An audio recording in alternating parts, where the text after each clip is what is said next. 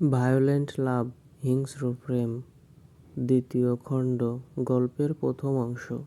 মারিয়াম আক্তার, জ্যোতি মৌচাক। বউ কোথায়? আমার বউ?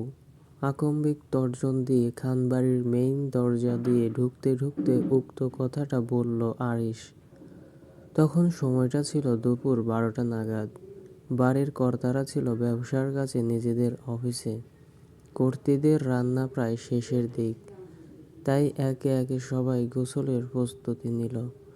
রান্না যেহেতু এখনো সম্পূর্ণ শেষ হয়নি, তাই লিমা খান থেকে গেলেন রান্নাঘরে। বাকিরা যে যার ঘরে গোসলের জন্য চলে গেলেন। ঠিক সেই সময় আরিশ বউ কোথায়, বউ কোথায় বলতে বলতে বসার ঘর পর্যন্ত আসতে কাউকেই দেখতে না পেয়ে ফের চেঁচিয়ে বলল, এই বউ, বউ রে, দেখ আমি চলে এসেছি, জলদি আমার সামনে আয়। কথাটা বলতে চারপাশ একবার চোখ বুলিয়ে হাস্যোজ্জ্বল মুখ নিয়ে আরিশ পেটের কোণারে গুলি লাগা জায়গাটায় হাত চেপে ধরে উপরের জ্যোতির রুমের দিকে তাকাতে আবারও ডাকতে নেবে এমন সময় আরিশের কণ্ঠ পেয়ে লিমা খান রান্নাঘর থেকে ছুটে এসে আরিশকে দেখা মাত্র চোখ দুটো বড় বড় করে গলা ফাটিয়ে সবাইকে ডাকতে ডাকতে বললেন, বড় ভাবি কোথায় তুমি? কোথায় তোমরা সবাই? শিগগিরই নিচে আসো, দেখো আমাদের আরিশ আব্বু সুস্থ হয়ে বাড়ি ফিরে এসেছে। সানজিদা খান মাত্রই গোসলে ঢোকার প্রস্তুতি নিচ্ছিলেন। এমন সময় মেজো জায়ের গলা ছেড়ে আরিশ সুস্থ হয়ে বাড়ি ফিরেছে শুনে বিশ্বাস হলো না। পরপর একইভাবে লিমা খানের চিৎকারে চমকিত হাতের জামাকাপড়গুলো বিছানার উপর রেখে দ্রুত পায়ে করিডর পেরিয়ে সিঁড়ি বেয়ে নিচে আসতে ততক্ষণে লিমা খানের চিৎকার সবার কানে পৌঁছাতে যে যার রুম থেকে বেরিয়ে বসার ঘরে আসলো। অবশ্য মেহজাবিন খান নিচে নামতে পারেনি, কারণ উনি ইতিমধ্যে গোসলে ঢুকে পড়েছেন। সানজিদা খান কম্পিত পায়ে, অশ্রু চোখে, দৃঢ় পায়ে আরিশের দিকে এগিয়ে এসে হুট করে বাঁধভাঙা কান্নায় ভেঙে পড়তে আরিশ ব্যথার স্থান থেকে হাতটা সরিয়ে সানজিদা খানের দিকে এগিয়ে গিয়ে বুকের সাথে জড়িয়ে ধরতে সানজিদা খান আরও কান্নায় ভেঙে পড়লেন। আরিশের সমস্ত শরীর চেহারায় হাত বুলিয়ে দেখতে দেখতে বললেন, আমার বাবা, আমার ছেলে, আমার আরিশ, আমার আর কিছুই চাই না। আমার ছেলে সুস্থ হয়ে গেছে। আল্লাহর কাছে কোটি কোটি শুকরিয়া।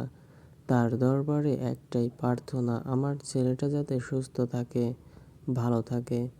বলে আরিশের সাদা টি শার্টটা পেট থেকে তুলে গুলিবিদ্ধ জায়গাটা বের করে দেখলেন সেই জায়গা অনেকটা তুলো চেপে চারপাশে টেপ দিয়ে আটকানো। সানজিদা খান জায়গা পরপর ছুঁয়ে দেখলেন আরিশ মায়ের এমন কান্না দেখে ওনাকে শান্ত করার জন্য সোফার উপর বসিয়ে বলল, আম্মু এত কান্না করছো কেন? এই যে দেখো তোমার ছেলে চলে এসেছি তো। সানজিদা খান আরিশের কথায় ওকে আবারও জড়িয়ে ধরতে আরিশও মায়ের মাথায় হাত রেখে এক নজর সবার দিকে তাকিয়ে বলল, কেমন আছো তোমরা সবাই? আমরা ভালো আছি বাবা। আরিশ সবার মুখের দিকে একবার তাকিয়ে পুরো বাড়ির দিকটা একবার তাকালো। তার দেখা বাড়িটা, এখনকার দেখা বাড়িটা কেমন গুমোট হয়ে আছে। মনে হচ্ছে অনেক কিছু পরিবর্তন হয়ে গেছে। আরিশ দীর্ঘ নিঃশ্বাস নিল, অতঃপর মায়ের দিক তাকিয়ে বলল, আম্মু আমার বউ কই? আমি আমার বউকে একটা নজর দেখব। বলে ওনাকে ছাড়িয়ে সিঁড়ির দিকে উঠতে নিলে আয়ান তাড়াহুড়ায় হাঁপাতে হাঁপাতে বাড়ির ভেতর ঢুকে চারবার দেখতে দেখতে বলল, আরিশ ভাই, আমার ভাই। বলে পেছন দিক থেকেই দৌড়ে গিয়ে ওকে ওভাবে জড়িয়ে ধরতে আরিশ উষৎ ব্যথায় আহ শব্দ করে উঠল। কারণ আয়ান আরিশের গুলিবিদ্ধ জায়গাটার ওপর থেকে জড়িয়ে ধরেছে। আরিশ আশব্দে করতে আয়ান সাথে সাথে হাতটা সরিয়ে নিতেই আরিশ ঘুরে আয়ানের দিকে তাকিয়ে দেখে আয়ানের দু চোখ জুড়ে অশ্রু টলমল করছে। এটা দেখে আরিশ মৃদু হেসে বলল, তোর চোখের এই জলটুকু মোছার সামর্থ্যটুকু ফিরে পেতেই আমি মনে হয় আবারও মৃত্যুর মুখ থেকে ফিরে এসেছি। ভাই, কাঁদিস না আয়ান, তোর আরিশ ভাই চলে এসেছে। আরিশ কথাটা বলতেই আয়ান চোখের জমা অশ্রুগুলো ছেড়ে আরিশের হাত দুটো মুঠোর মধ্যে নিয়ে বলল, তোমার দেওয়া আমানত আমি ভালো রাখতে পারিনি ভাই, তবে আমি আমার সবটুক দিয়ে চেষ্টা করেছি, কিন্তু আমি ব্যর্থ। বলে মাথাটা নিচু করে নিতে আরিশ সেদিকে তাকিয়ে বলল, আজ যতটুকু আছে সেগুলো তোর অছিলায়, আমার মায়ের অছিলায় আছে। আমি জানি তোরা দুজন যতদিন আমার বউয়ের পাশে থাকবি ওর কোনো ক্ষতি হবে না। এইটুকু ভরসা আল্লাহর ওপর আছে। যে যাই হোক, এখন আমি আমার মায়ের কাছে দেখা করতে চাই। ওকে নিজের বুকের মধ্যে নিয়ে একটু শান্তি পেতে চাই। বলে আরিশ আবারও পেছন ঘুরতে নিলে আয়ান আরিশের হাতটা ধরে করুণ কণ্ঠে বলল, সব মানলাম, কিন্তু 6 মাস পর তোমার জ্ঞান ফিরতে না ফিরতে তুমি ডক্টরের কোনো কথা না শুনেই কেন শরীরে স্যালাইন মাস্ক খুলে ওই সুদূর সুইজারল্যান্ড থেকে 10 ঘন্টা জার্নি করে আসতে গেলে? পথিমধ্যে যদি তোমার কোনো ক্ষতি হতো বা তুমি অসুস্থ হয়ে পড়তে তখন কি করতে? বলো কি করতে? কেন তুমি এই পাগলামিগুলো করছো? এটা তুই জানিস আয়ান। বলে নিঃশ্বাস ফেলে আবারও ওপরের দিকে যেতে নিলে ফের আয়ান হাত চেপে ধরে বলল, ভাই তুমি উপরে কোথায় যাচ্ছ? আমার বউয়ের কাছে। বনু উপরে নেই, কলেজে গেছে। আরিশ বুঝল 6 মাস একটুখানি সময় না, অনেকটা সময় সে কমাইছিল। এর মধ্যে তার বউ বাড়ি বসে থাকবে না, এটা স্বাভাবিক। এসএসসির রেজাল্ট পেয়ে কলেজে ভর্তি হবে, তাই বিনিতা না করে ডক্টর ডাইরেক্ট কলেজের নাম জানতে চেয়ে বলল, কোন কলেজ? ওই যে স্কুলে পড়াশোনা করতো ওইখানকার কলেজেই ভর্তি হয়েছে ওকে। বলে আয়ানকে পাশ কাটিয়ে চলে যেতে নিল। ওদের বলা এতক্ষণের কথোপকথনের মধ্যে সানজি দেখান আটকে আছেন সেই আরিশের বলা, তোরা দুজন থাকতে আমার ময়ের আল্লাহর রহমতে কিছুই হবে না কথাটাতে। তার ছেলেটা 6টা মাস কোমায় ছিল। এই 6টা মাসে বদলে গেছে অনেক কিছু, আর সেই বদলে যাওয়ার পেছনে দায়ী সে নিজে। সে যদি আরেকটু সতর্ক থাকতো তাহলে হয়তো এমন কিছুই হতো না। তার ছেলের অনুপস্থিতিতে তার ছেলের বউটাকে যদি একটু আগলে রাখতো তাহলে হয়তো মেয়েটা সব ভুলে যেত না। মেয়েটার সাথে অন্যায় হয়েছে, তবে ছেলের বিশ্বাস যে রাখতে পারল না, এই কথাটুকু মাথার মধ্যে শ্রাবণ হতে ভীষণ অস্বস্তি ফিল করলেন। এর আগেও ছেলের অনুপস্থিতিতে সে তার ছেলের বউকে সেভাবে আগলে রাখতে পারেনি, এবারও পারল না। কিন্তু সামনের দিনগুলো সে আর অবহেলায় পার করতে চায় না, আরও আগলে রাখতে চায় ছেলে ও ছেলের বউকে। সানজি দেখান মুখ তুলে আরিশের দিক তাকিয়ে বললেন, আরিশ আব্বু যাবার আগে আমার কথা শোনো। মৌ আগের অবস্থাতে নেই। ওনার বাকি কথাটুকু বলার আগে আরিশ বাড়ি থেকে বেরোতে বেরোতে বলল, আম্মু তোমার কথা আমি বাড়ি এসে শুনবো, আপাতত আমার বউয়ের কাছে যাই। মনটা কেমন আনচান আনচান করছে বউটার জন্য। ভেতরটা ভীষণ পুড়ছে। এ জ্বালা সহ্য করার মতো না মা। এ শুধু মিটবে যখন তার সান্নিধ্য পাবো, তাকে একটু এই ব্যথিত বুকে আগলে নিতে পারবো। আর কিছু শোনা গেল না। হয়তো যেতে যেতে আরিশ আরও অনেক কথা বলছে, কিন্তু সেগুলো স্পষ্ট বোঝা গেল না বসার ঘর থাকায়। আরিশ চোখের দৃষ্টিকোণ হতে সানজিদা খান আয়ানের দিকে তাকিয়ে বললেন, আয়ান আব্বু। আরিশ সবেমাত্র কোমা থেকে ফিরলাম, তুমি ওর সাথে যাও। তাছাড়া তুমি তো জানো ময়ের বর্তমান কন্ডিশন। এটা হয়তো আরিশ মানতে নাও পারে, তাই পরিস্থিতি বিগড়ে যাওয়ার আগে তুমি সামাল দিতে পারো। বড় আম্মু বলে সেও খানবাড়ি থেকে বেরিয়ে যেতে দেখলো আরিশ তার বাইকটা নিয়ে বেরিয়েছে। কি আর করার, পুনরায় বাড়ির ভেতর এসে আরিশের বাইকের চাবিটা নিয়ে সেও তৎক্ষণাৎ বেরিয়ে গেল।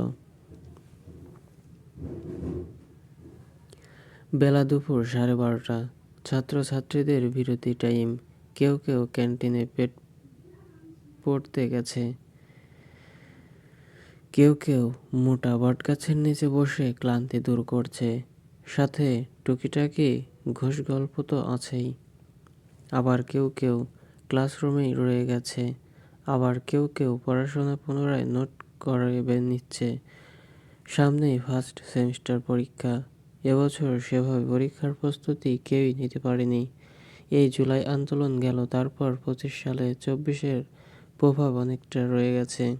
25 সালের শিক্ষা ব্যবস্থা কারিক্রম অনেকটা চেঞ্জ হয়েছে। শিক্ষার্থীদের পড়ালেখায় উঠে দাঁড়াতে বেশ তোড়জোড় করতে হয়েছে পড়ালেখার মান সিলেবাস চেঞ্জের জন্য। তাছাড়া 2025-এর এসএসসি শিক্ষার্থীদের রেজাল্ট আগস্টের শেষের দিকে দিয়েছে। আর তারপর কলেজে ওঠা, পড়াশোনা শুরু করা, সব মিলিয়ে কয়েকজন পড়াটা এগিয়ে যেতে পারলেও অনেকেই পিছিয়ে আছে। এই যেমন যুথি 4 মাস হলো কলেজে উঠল, ঠিকই, কিন্তু পড়াশোনায় কাজ কিছুই হয়নি। মাসখানেক হয় কলেজে আসা শুরু করেছে, তাইও বেশ পিছিয়ে আছে। তবে তানিশা শুরু থেকে মোটামুটি যতটুকু করা যায় চেষ্টা করেছে। যেহেতু সবার প্রিপারেশন সবার সমান নয়, তাই ফার্স্ট সেমিস্টারের পরীক্ষা পিছিয়ে ফেব্রুয়ারির মাঝামাঝি সময় রাখা হয়েছে। যদিও সে সময় রোজা থাকবে, কিন্তু এর চেয়েও যদি পেছানো হয় তাহলে ফার্স্ট সেমিস্টারের পরীক্ষাটা আর হবেই না। তাই এই সিদ্ধান্ত শিক্ষকদের। সেই জন্যই যুথি নোটগুলো ঘোচাতে ক্লাসরুমে রয়ে গেছে। যদিও তানিশা হেল্প করছে, কিন্তু পড়াটা ঘুচিয়ে উঠতে বেশ টাইম লাগবে। যুথি নোট লিখছে, তানিশা পাশে বসে একটা একটা দেখাচ্ছে আর জিমাচ্ছে। তার ভীষণ ক্ষুধা লেগেছে। আজ কলেজে আসতে দেরি হওয়ায় খাবারটা খেয়েও আসতে পারেনি। এদিকে যুথি নোট শেষ হওয়ার নামই নিচ্ছে না। তানিশা এবার বেশ বিরক্তি হয়ে বলল, বই নেবার রাখ, চল ক্যান্টিন থেকে কিছু খেয়ে আসি, তারপর আবার না হয় করিস। তোর বেশি খিদে পেলে তুই যা, আমার আর একটু বাকি আছে। ঠিক আছে, তাড়াতাড়ি কর, একসাথেই যাব, নয়তো আবার আমাকে একটু চোখের আড়াল হলে বলবি তুই কে। তানিশার কথা শুনে যুথি মুচকি হাসি দিয়ে বলল, আচ্ছা। যুথি আরও বেশ কিছুক্ষণ সময় নিয়ে নোটগুলো শেষ করলো। অতঃপর খাতা কলম ব্যাগে রেখে উঠে দাঁড়িয়ে নিঃশ্বাস ফেলে 2 হাত ঝাড়ার মতো করে বলল, হয়ে গেছে, চল। অবশেষে হলো বলে দুজনই ক্লাসরুম থেকে বের হওয়ার জন্য দরজা পর্যন্ত আসতে আচমকা কেউ একজন এসে হুট করে যুথিকে চাপটে বুকের মধ্যে জড়িয়ে ধরে ক্লাসের মধ্যে 2 পা পিছিয়ে গেল। আকস্মিক হঠাৎ আক্রমণে যুথি কিছুই বুঝতে পারল না। এদিকে হুট করে এমন হওয়ায় যুথি ভয় পেয়ে জড়িয়ে ধরা মানুষটাকে নিয়ে পড়ে যেতে নিলে তৎক্ষণাৎ যুথিকে সামলে নিয়ে সোজা হয়ে দাঁড়িয়ে এলোপাথাড়ি যুথির মাথায় চুমু খেতে শুরু করলো আগন্তুক ব্যক্তিটি। চুমুর সংখ্যা 7-এর কাছাকাছি পৌঁছাতে যুথি মগজে আনলো কোনো এক অসভ্য ব্যক্তি তাকে জড়িয়ে ধরে অসভ্যতামি করছে। তবে এতটুকু বুঝতে পারল জড়িয়ে ধরা ব্যক্তি কোনো মেয়ে মানুষ নয়। এক- একজন বলিষ্ঠ শক্তিমান পুরুষ। তাই ছোট্ট শরীরের যতটুকু শক্তি ছিল সেই সব শক্তি দিয়ে জড়িয়ে রাখা ব্যক্তিকে ঠেলে সরাতে চাইলে ব্যর্থ হলো ব্যক্তির শক্তির সাথে। শরীরের শক্তি সঞ্চয় করে ব্যক্তির সাথে না পেরে গালাগালি শুরু করলো। অসভ্য, নষ্ট, নির্লজ্জ, বিবেক বঞ্চিত, রুচিহীন, বেহায়া, লুচ্চা, ছাড় আমাকে। এতেও যখন কাজ হলো না তখন যুথি আগন্তুকের পিঠে অজস্র থাপড়া দিই শুরু করলো। বেচারি এতেও সফল হলো না। লোকটা ছাড়ছে না দেখে যুথি রাগে শূন্য হয়ে ব্যক্তির ঘাড়ে গায়ের সমস্ত শক্তি দিয়ে কামড় বসিয়ে দিল। কামড়ের তীব্র ব্যথা অনুভব হতে আরিসের আকম্বিক চুমু থেমে গেল। কিন্তু যুথিকে বুকের থেকে এক চুল পরিমাণ সরালো না, বরং কামড়ের তীব্র ব্যথা অনুভব হতে চোখ দুটো বন্ধ করে নিল। আরিসকে থেমে যেতে দেখে যুথি নিঃশ্বাস নিতে নিতে ওকে ঠেলে সরাতে চেয়ে বলল, জঘন্য পুরুষ, লুচ্চামি হয়ে থাকলে ছাড় আমাকে। যুথি কথাটা বলতে দেরি, কিন্তু আরিসের চেপে রাখা যুথির মাথাটা বুকের সাথে আরো জোরে চেপে ধরতে দেরি হলো না। আরিসের এমন কাজে যুথি অতিরিক্ত হাইপার হয়ে উঠতে আরিস যুথিকে বুকের থেকে সরিয়ে এনে ওকে স্বাভাবিক করার জন্য ওর বাহুতে হাত রেখে ঠান্ডা কণ্ঠে কিছু বলতে নেবে এমন সময় যুথি ছাড়া পেয়ে ঠাস করে আরিসের ডান গলে ঠাটিয়ে থাপ্পড় মেরে বলল, শালা লুচ্চা, মেয়ে মানুষ দেখলেই ইন্টু পিন্টু করতে মন চায়, লুচ্চামি করার জায়গা পাস না, চেনো আমাকে তুই? একদম সেটা ভাঙিয়ে দিয়ে দেব। তখন লুচ্চামি করা পেছন দিয়ে বের হয়ে যাবে বলে হাঁপাতে শুরু করলো। যুথিকে এভাবে হাঁপাতে দেখে সাথে বিচ্ছিরি গালাজ করতে দেখে আরিস ওকে স্বাভাবিক করার জন্য বলল, মৌ মৌ মৌ আমি, রিল্যাক্স, শান্ত হ, আমি তোর স্বামী আরিস। আরিস কথাটা বলতেই যুথি মুখ তুলে আরিসের মুখের দিক তাকিয়ে বেশ কিছুক্ষণ পর্যবেক্ষণ করলো। যুথি বোঝার চেষ্টা করলো লোকটাকে যে ওর স্বামী বলে দাবি করছে, কিন্তু না, লোকটাকে চেনা মনে হচ্ছে না। তাই ভ্রু কুঁচকে স্বামী দাবি করা ব্যক্তিটাকে জানতে চেয়ে বলল, কে আপনি? ভুল ত্রুটি হলে ক্ষমার দৃষ্টিতে দেখবেন। গল্পটি কেমন লাগলো অবশ্যই জানিয়ে দিবেন। ধন্যবাদ সবাইকে।